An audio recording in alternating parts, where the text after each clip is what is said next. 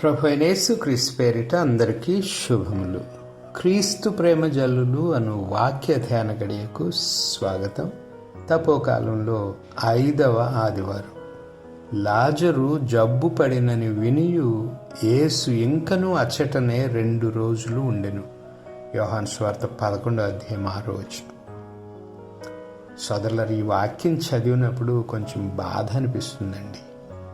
లాజరు అంటే ప్రభువుకు ప్రేమ కదా. మరి జబ్బు పడిన అతన్ని చూడడానికి ప్రభువు వెంటనే ఎందుకు రాలేదు అన్న బాధ కలుగుతుంది. ప్రభు, మీరు ప్రేమించు లాజరు వ్యాధిగ్రస్తుడై ఉన్నాడు అంటూ లాజరు అక్క చెల్లెళ్ళు ప్రభువుకు కబురు పెట్టారు. ఇలా కబురు పెట్టడంలో 2 భావాలు ఉన్నాయండి. ఒకటి, లాజరు మీద ప్రభువుకు ఉన్న ప్రేమ. రెండవది, ప్రభు మీద మరియ మార్తలకు ఉన్న నమ్మకం. ఆ కబురు వినగానే ప్రభు వస్తారు అని ఆ అక్క చెల్లెళ్ళు ఆశపడ్డారు. ఆయన వస్తే ఏ భయం ఉండదు, తమ తమ్ముడికి వచ్చిన వ్యాధి పారిపోతుంది అని వాళ్ళ నమ్మకం. కానీ అందుకు భిన్నంగా జరిగింది. ప్రభు వెంటనే రాలేదు, మరి 2 రోజులు ఆలస్యం చేశారు. ఇంతలో వ్యాధిగ్రస్తుడైన లాజరు చనిపోయాడు. ప్రభు అలా చేయడం ఆ అక్క చెల్లెళ్లకు, ఆ ఊరి వాళ్లకు, అక్కడ ఉన్న జనాలకు అంతుపట్టిన విషయం. ఈ సువార్తను చదవకపోతే మనకు కూడా అది అంతుపట్టిన విషయంగానే ఉండిపోయేది. అయినా సోదరులారా, దేవుని విధానాలు వేరు, ఆయన తలంపులు వేరు. అవి మనకు త్వరగా అర్థం కావు. ఆలస్యం అమృతం విషం అని మనం అనుకుంటే ఆలస్యమే విషయాన్ని అమృతం చేస్తుంది అని ప్రభు అనుకున్నారండి. విశ్వాసికి ఆలస్యం కూడా ఆయుధమే. ప్రభువులో నమ్మకం పెంచుకోవడానికి అది మార్గం, సాధనం. సామాన్యులైతే తాము ఆశించిన మేలులు వెంటనే దొరకనప్పుడు నిరాశపడతారు, దేవుని నిందిస్తారు. కానీ అదే విశ్వాసులైతే ఆలస్యమైన కొద్దీ ఇంకా ఎక్కువ దీక్షగా ప్రార్థన చేసుకుంటారు, ఇంకాస్త ఎక్కువగా దేవునికి దగ్గర అవుతారు, ఆయన మీద ఆనుకుంటారు. తమ విశ్వాసంలో ఏమైనా లోపం ఉందేమో అని పరిశీలించుకుని తమ మార్గాలను సవరించుకుంటారు. ప్రభువుకు కావలసింది అదే. కానీ అలా చేయని నాడు మనం దేవుడు ఇచ్చే దీవెనలను కోల్పోతూ ఉంటాం. అందుకే ఆయన కొన్నిసార్లు తన దీవెనలు ఇవ్వడంలో జాప్యం చేస్తారు. మనం విశ్వాసం కోల్పోకూడదు, దానిలో ఇంకా బలపడాలి. ఆ అక్క చెల్లెళ్ళను చూడండి. లాజరు జబ్బు పడ్డాడని ఆ అక్క చెల్లెళ్ళు ప్రభు కౌరు పెట్టారు. ఆయన తప్పకుండా వస్తాడని, వచ్చి బాగు చేస్తాడని వాళ్ళు ఆశించారు. కానీ ప్రభు వెంటనే రాలేదు, తమ్ముడు చనిపోయాడు. కాబట్టి పిలువగానే ప్రభు రానందుకు ఆ అక్క చెల్లెలు ఖచ్చితంగా బాధపడి ఉంటారు. కానీ అది ప్రభు పట్ల వాళ్ళ విశ్వాసాన్ని ఏమాత్రం తగ్గించలేదండి. ఆయన మీద ఉన్న గౌరవాన్ని అది తరిగించలేదు. 4వ రోజున ఆయన వస్తున్నాడని వినగానే వాళ్ళు ఏం చేశారు? ముడుచుకుని అలిగి ఇంట్లో కూర్చోలేదు, పరిగెత్తి ఆయనను ఎదురు వెళ్ళారు. ఆయనపై వాళ్ళకున్న ప్రేమ ఎంత గొప్పదో చూడండి. ఇక ఆయన కలవగానే, ప్రభు, మీరు ఇచ్చట ఉండి ఉన్నచో మా సహోదరుడు మరణించి ఉండేది వాడు కాడు అన్నారు. ఆ మాటలు నిష్ఠూరంతో అనలేదండి, ఆయన మీద ఉన్న విశ్వాసంతో, ప్రేమతో, చనువుతో అన్నారు. ఒకవేళ వాళ్ళ స్థానంలో మనం ఉంటే ఏం చేసేవాళ్ళం? చనిపోయిన 4 రోజుల తర్వాత వచ్చినందుకు ప్రభు మీద మనస్తాపంగా ఉండేవాళ్ళం. ఆయనతో మాట్లాడేవాళ్ళం కాదు, ముఖం ప్రక్కకు త్రిప్పుకునేవాళ్ళం. మనం ఇతరులతో ఇలా ఎన్నోసార్లు చేస్తూ ఉంటాం. దేవునితో కూడా అలాగే ప్రవర్తించి ఉంటామండి. మనం ఏదో కావాలని ప్రార్థన చేసినప్పుడు దేవుడు దాన్ని ఇవ్వకపోతే ఆయన మీద మనస్సు కష్టపెట్టుకుని ప్రార్థన చేయడం మానివేసి ఉంటాం. దేవాలయానికి వెళ్ళడం, పరిశుద్ధ గ్రంథాన్ని చదవటం మానివేసి ఉంటాం. కానీ సోదరులారా, మనం సహనంతో నిరీక్షించటం నేర్చుకోవాలండి. మరియమ్మ మార్తమ్మలను చూచి నేర్చుకోవాలి. కాలం పరిపక్వమైనప్పుడే దేవుడు తన కుమారుని ఈ లోకానికి పంపారు. అనుకూల సమయంలోనే ఆయన మనల్ని రక్షించారు. దీన్ని మనం గుర్తుంచుకోవాలి. మనం ఏనాడు తొందరపడకూడదు. దేవుని సమయం కోసం సహనంతో నిరీక్షించటం అలవర్చుకోవాలి. ఆయన వస్తాడు, వచ్చినప్పుడు మనల్ని తప్పక బ్రతికిస్తాడు. నా ప్రజలారా, నేను మీ సమాధులను తెరిచి మిమ్ము లేపుదును అని దేవుడు అన్నాడండి. ఎస్కేలు గ్రంథం 37వ అధ్యాయం 12వ వచనం.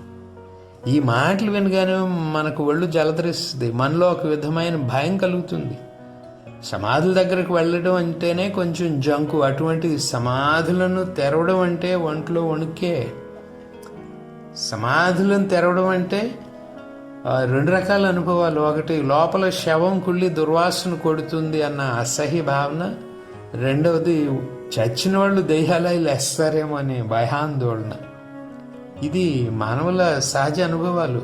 మరణాలు, శవాల మధ్య మానవుల చెడు అనుభవాలు.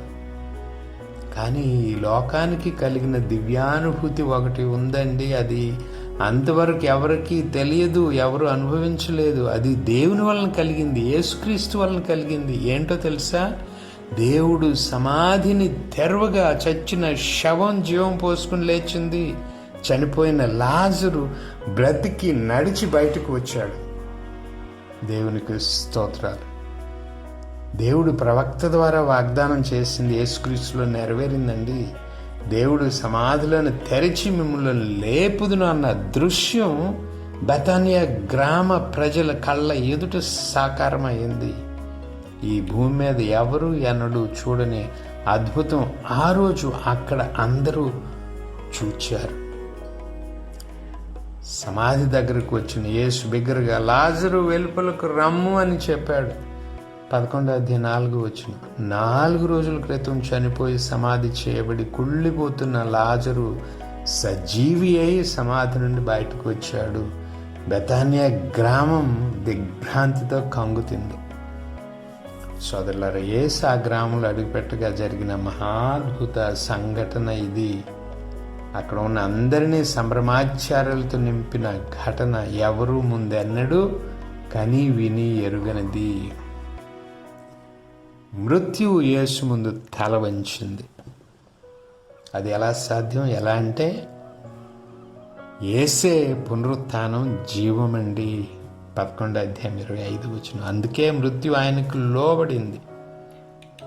సోదరులారా, ఈ లోకంలో ప్రతి ఒక్కరూ భయపడేది మరణానికి. ఎవరూ తప్పించుకోలేనిది మరణం. ఏ ఒక్కరూ జయించలేనిది మరణం ఒక్కటే. జాతస్య ధ్రువం మరణం. పుట్టిన ప్రతి జీవి చేరవలసిన తీరం మరణమే. కానీ ఆ మరణం క్రీస్తు ఎదుట శక్తి విహీనమైంది. కారణం యేసే పునరుత్థానం, జీవం. ఆయనే జీవమునకు మరణమునకు అధిపతి. సోదరులారా, ఈ భూమి మీద ఎవ్వరూ నేనే పునరుత్థానం, జీవనం అని చెప్పలేదండి. యేసుక్రీస్తు ఒక్కడే అలా చెప్పాడు. చెప్పినట్లే మరణాన్ని జయించి చూపాడు. సజీవుడును నేనే, నేను మరణించితిని కానీ చూడుము, నేను సదా జీవించి ఉందును, మృత్యువునకు మృత్యులోకమునకు నేను అధికారిని. దర్శన గ్రంథం 1వ అధ్యాయం 18వ వచనం. అందుకే మరణం ఆయనకు తల వంచింది. చనిపోయిన లాజరు బ్రతికాడు. యేసు ఎదుట ఉండగా మరణం లాజరును బందీగా ఉంచలేకపోయిందండి. మనం యేసుతో ఉన్నవాళ్ళం మరణానికి భయపడని అవసరం లేదు. ఆయన మరణాన్ని జయించాడు. సోదరులారా, ఇక లాజరు బ్రతికిన ఉదంతం మనకు అనేక మర్మాలు నేర్పిస్తుంది. అన్నిటినీ నేర్చుకునే సమయం మనకు లేదు కాబట్టి ముచ్చటగా 3 మర్మాలని గురించి తెలుసుకుందాం. లాజరు ఉదంతం మనకు నేర్పే మొదటి మర్మం, మనల్ని ప్రేమించే దేవుడు, మన కోసం కన్నీరు కార్చే దేవుడు మనకు ఉన్నాడు. మనం ఎంతో భాగ్యవంతులు. ప్రభు, మీరు ప్రేమించు లాజరు వ్యాధిగ్రస్తుడై ఉన్నాడని ఆ అక్క చెల్లెలు ప్రభు కబురు పెట్టారండి. ప్రభు మిమ్మల్ని ప్రేమించే లాజరు అని వాళ్ళు అనలేదు. ప్రభు మీరు ప్రేమించే లాజరు అన్నాడు. సోదరులారా, దేవుని చేత ప్రేమించబడటం ఎంత గొప్ప భాగ్యం, ఎంత గర్వకారణం. అయితే సోదరి, దేవుడు ప్రేమించే స్థితిలో నీవు ఇప్పుడు ఉన్నావా? నీవు జీవిస్తూ ఉన్న స్థితిలో నీవు దేవుని ప్రేమకు అర్హురాలివేనా? ఒకసారి పరిశీలించి చూచుకో. నీలో పగ ఉంది, ద్వేషం ఉంది, కామం ఉంది, దొంగతనం చేసే తత్వం ఉంది, అబద్ధాలు చెప్పే గుణం ఉంది, లంచం పుచ్చుకుంటున్నా, బాధ్యతల నుండి తప్పించుకుని తిరుగుతున్నావు, మోసం చేస్తున్నావు. అటువంటి స్థితిలో ఉన్న నీవు దేవుని ప్రేమకు అర్హుడువేనా? అవును అని నీవు చెప్పగలవా? అవును అని నేను చెప్పగలనా? సోదరి, ఆత్మ పరిశీలన చేసుకుందాం. మనం ఎటువంటి వాళ్ళమైనా దేవుడు మనల్ని ప్రేమిస్తున్నాడు అని ఆయన మనతో చెబుతున్నాడండి. అది నిజమే.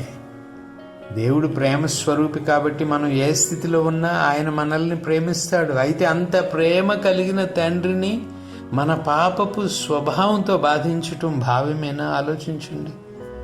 నేనున్న పాప స్థితిలో నా తండ్రి ఇంటిలో ఉండే అర్హత నాకు లేదు అని తన తప్పు తెలుసుకున్న దుడుకు చిన్నవాడు ఇంటికి తిరిగి వచ్చినప్పుడు ఏం చేశాడు? తండ్రి కాళ్ళ మీద పడి, తండ్రి, నేను పరలోకమునకు నీకు ద్రోహం చేస్తుని, ఇక నేను నీ కుమారుడని అనిపించుకున్న తగను అన్నాడు.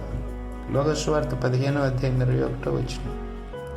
తానున్న పాపపు స్థితిలో తండ్రి ప్రేమను పొందే అర్హత తనకు లేదని ఆ చిన్నవాడు గ్రహించాడు. తన పాపాలకు పశ్చాత్తాపడ్డాడు, హృదయ పరివర్తన చెందాడు. అది ఆ హృదయ పరివర్తన మనలో ఉండాలి. తండ్రి కోరుకునేది అదే. అందుకే ఆ ఉపమానంలోని తండ్రి తన కొడుకును ఆలింగనం చేసుకోవటమే కాదు, ఇంట్లో చేర్చుకున్నాడు. అతని కోసం విందు చేసుకున్నాడు. పాపి అయిన అతడు ఆ పాపాన్ని విడిచిపెట్టి పవిత్రుడిగా తన దరి చేరినందుకు ఆ తండ్రిలో సంతోషం, పరలోకం సంతోషిస్తుంది అని యేసుస్వామి ఉపమానాన్ని ముగించాడు. కాబట్టి మనల్ని ప్రేమించే ప్రభు మనకున్నాడని తెలిసినప్పుడు మన పాపాల నుండి వైదొలగాలి, ఆయన హృదయంలో స్థానం సంపాదించుకోవాలి. ఇక లాజరు ఉదంతం మనకు నేర్పే రెండో మర్మం, ప్రతి శ్రమకు, కష్టానికి ఒక ఉద్దేశం ఉంది, దేవుని ప్రణాళిక ఉంది. ప్రభు మీరు ప్రేమించు లాజరు వ్యాధిగ్రస్తుడై ఉన్నాడని కబురు వచ్చినప్పుడు ప్రభు ఏమన్నారు? ఈ వ్యాధి మరణం కొరకు వచ్చింది కాదు, ఇది దేవుని మహిమ కొరకు వచ్చింది అన్నారు. యోహాను సువార్త 11:4. సోదరులారు, మన జీవితంలో చాలా శ్రమలు వస్తాయి, వ్యాధులు వస్తాయి, అపజయాలు కలుగుతాయి, కొంతమందికి ఎక్కువగా వస్తాయి. ఆ శ్రమలు వస్తే మనం కృంగిపోతాం, ఏడుస్తాం, అందరినీ శపిస్తాం. నేను మంచివాణ్ణి కానీ నాకు ఎందుకు ఇలా జరగాలి అనుకుంటాం. కానీ మనకు వచ్చే శ్రమలకు ఒక ఉద్దేశం ఉందండి. లాజరు వ్యాధిగ్రస్తుడు కావడానికి ఒక ఉద్దేశం ఉంది. ఆ ఉద్దేశం దేవుని మహిమపరచటం, దేవుని రాజ్యాన్ని ఈ భూమి మీద నిర్మించడానికి అవకాశం. కాబట్టి మనకు శ్రమలు, వ్యాధులు వచ్చినప్పుడు మనం ఏడవడం కాదు, దేవుని స్తుతించాలి, దేవుని మహిమ కలుగుతుందని సంతోషించాలి. అది పిచ్చి అనిపించవచ్చు, అది సాధ్యమయ్యే పనేనా అని కూడా అనిపించవచ్చు, కానీ అది నిజమండి. యూదుల పెద్దల సభ సభ్యులు అపోస్తులను కొరడాలతో కొట్టించినప్పుడు యేసు నామము కొరకు అవమానాలు పొంద యోగ్యులమైతిమి అని పేతురు, యోహానులు అక్కడి నుండి సంతోషంగా తిరిగి వెళ్ళారండి. అపోస్తుల కార్యాలు 5:40-41 మనం చదువుతాం. పౌలు, శీలాలను చూడండి. ఫిలిప్పీ నగరంలో వాళ్ళని కొరడాలతో కొట్టి చెరసాల్లో వేసి కొయ్య దొంగల మధ్య కాళ్ళు బంధించి పెట్టినప్పుడు వాళ్ళు దుఃఖించారా? లేదు, దేవుని స్తుతించారు, ప్రార్థించుచు దైవ స్తుతి గీతాలు పాడారు. అపోస్తుల కార్యాలు 16:25 మనం చదువుతాం.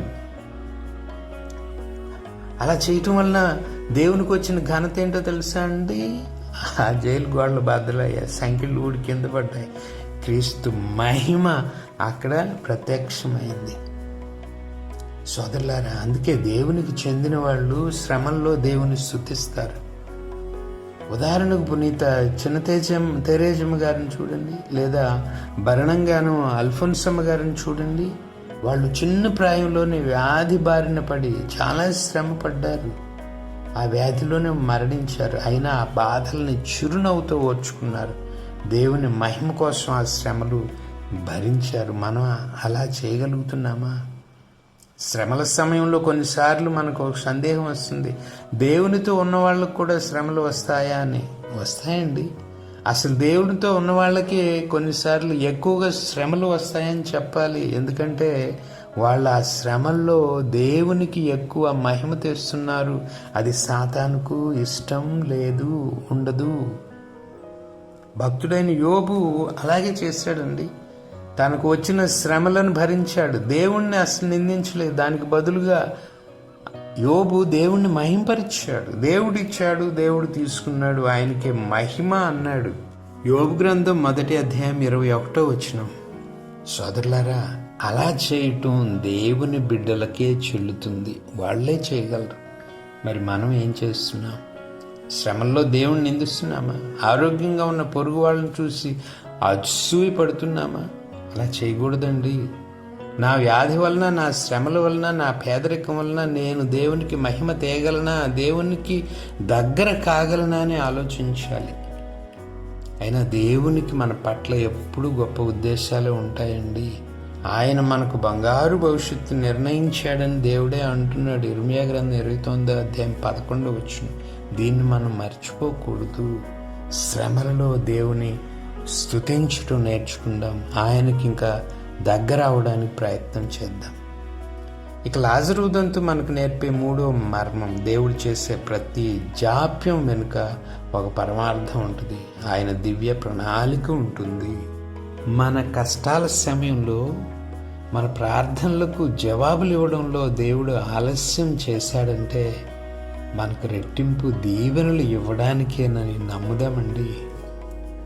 మన కష్టాలను తీర్చడంలో దేవుడు జాప్యం చేశాడంటే మనలో అధికమైన సంతోషాన్ని నింపడానికే, చివరకు మన జీవితాల నుండి మరణాన్ని పారద్రోలడానికే. చూడండి, లాజరు చనిపోయిన 4 రోజుల తర్వాతే ప్రభు బెతానియా గ్రామానికి వచ్చారు. అయినా ప్రభు అంత ఆలస్యం చేసినందువలన వచ్చిన నష్టం ఏమీ లేదండి. 4 రోజుల తర్వాత వచ్చిన, 40 రోజుల తర్వాత వచ్చిన ఆయన చనిపోయిన లాజర్ను బ్రతికించగలరు. ఆయన ఎండిన ఎముకల గొట్టలను సజీవ వ్యక్తులుగా లేపినవాడు, వాళ్ళను మహా సైన్యముగా తయారు చేస్తున్నవాడు. యెహెజ్కేలు గ్రంథం 37వ అధ్యాయంలో మనం చదువుతాం. లాజరు విషయంలో కూడా అదే జరిగింది. మరో విషయం ఏంటంటే, లాజరును వ్యాధి నుండి స్వస్థుని చేసినందువలన కలిగే సంతోషము కంటే మరణం నుండి బ్రతికించడం వలన కలిగే సంతోషం 1000 రెట్లు ఎక్కువ. అది లెక్క కట్టలేనిది. అందుమూలంగా దేవునికి కలిగే మహిమ మహా గొప్పది. సోదరులారా, మనం అడిగిన దాన్ని ఇవ్వడంలో దేవుడు ఆలస్యం చేశాడంటే మనకి ఇవ్వకూడదు అన్న ఉద్దేశంతో కాదండి, తగు సమయంలో ఇవ్వాలని. ఇక ఆ తగు సమయం ఏదో ఆయనకు తెలుసు. కాబట్టి ఓర్మితో ఉందాం. బిడ్డ ఆరోగ్యంగా పుట్టాలంటే తల్లి 9 నెలలు ఎదురు చూడాలి. తొందరపడి ముందే జన్మనిస్తే బిడ్డ రోగిష్టి కావచ్చు, చనిపోవచ్చు కూడా. అందుకే తగిన సమయం కోసం దేవుడు ఆగుతాడు, ఆలస్యం చేస్తాడు. కాలం పరిపూర్ణమైనప్పుడు దేవుడు తన కుమారుని లోకమునకు పంపెను. ఆయన ఒక స్త్రీ మూలమున జన్మించునని పౌలు మహాశయుడు అన్నాడు. గలతీలకు రాసిన లేఖ 4వ అధ్యాయం 4వ వచనం. God has perfect timing for hour deliverance. నేను నిన్ను కరుణించు సమయం వచ్చినప్పుడు నీ మొరవిందును, నిన్ను రక్షించు రోజు వచ్చినప్పుడు నిన్ను ఆదుకొందునని దేవుడు అంటున్నాడు. యెషయా గ్రంథం 49వ అధ్యాయం 8వ వచనం. ఆలస్యం అయినప్పటికీ మనలను ఆదుకోవడానికి దేవుడు తగు సమయంలో వస్తాడండి. అంతా అయిపోయింది అని మనం అనుకున్నప్పుడే దేవుడు మన హెచ్చింపును ఆరంభిస్తాడు. గుర్తుంచుకుందాం, మర్చిపోవద్దు. భక్తుడైన యోబు బిడ్డలు చనిపోయి, ఆస్తులన్నీ పోయి, భయంకరమైన రోగం సోకి అతని జీవితం అంతమయ్యింది అని అందరూ అనుకున్నారు. కానీ అప్పుడే దేవుడు అతని జీవితంలో రెట్టింపు దీవెనను ఇచ్చారండి. యోబు గ్రంథం 42 అధ్యాయం 10వ వచనంలో చదువుతాం. కాబట్టి ఆలస్యం అయితే అంతా ముగిసిపోయింది అని మనం నిరాశ చెందని అవసరం లేదు. It is never too late with our God. చనిపోయిన వారిని బ్రతికించే శక్తి గల దేవునికి మన సమస్యలను పరిష్కరించడం, మన శ్రమలను అంతం చేయడం అసాధ్యం కాదండి. కాబట్టి దేవుడు నిర్ణయించిన సమయం వచ్చే వరకు మనం ఓపికతో ఎదురు చూద్దాం, నిరీక్షణ కలిగి సహనంతో జీవిద్దాం. ఓర్చుకున్న వాళ్ళు క్రీస్తుతో మృత్యువును జయిస్తారు, ఆయనతో నిత్య రాజ్య పాలన చేస్తారు. చిన్న ప్రార్థన చేసుకుందాం, తలలు వంచండి. ప్రియమైన ప్రభు, మీ వాక్యాన్ని ధ్యానం చేయడానికి ఈరోజు మీరు మాకిచ్చిన ఈ సమయానికే మీకు స్తోత్రాలు. ప్రభు, నీవు లాజర్ని ఎంతో ప్రేమించావు. అతడు మరణించగా కన్నీరు కార్చావు. అయితే అతడిని బ్రతికించి మీ ప్రేమను చాటావు. ప్రభు, నీవు నన్ను కూడా ఎంతో ప్రేమిస్తున్నావు. అందుకే నేను పాపంలో మరణించి ఉండగా నా కోసం సిలువలో నీ ప్రాణాలు అర్పించి నీ మరణం ద్వారా నన్ను బ్రతికించావు. నీవు పొందిన గాయముల చేత ప్రభువా నన్ను స్వస్థపరిచావు. నీకు స్తోత్రాలు. ప్రభు, నిన్ను ప్రేమించడం నాకు నేర్పండి. నీలో నమ్మకం కలిగి జీవించటం, సహనం కలిగి జీవించటం నాకు నేర్పండి. నీవు నాతో ఉంటే నాకు ఏ కీడు రాదు అన్న విశ్వాసం నాలో కలిగించండి. నిన్నే నమ్ముకుని నీతో జీవించే భాగ్యాన్ని, శక్తిని నాకు అనుగ్రహించండి. ఆమెన్. ప్రభు కృప సదా మనకు తోడై ఉండునుగాక. ఆమెన్. పితా, పుత్ర, పవిత్ర ఆత్మ నామమున ఆమెన్.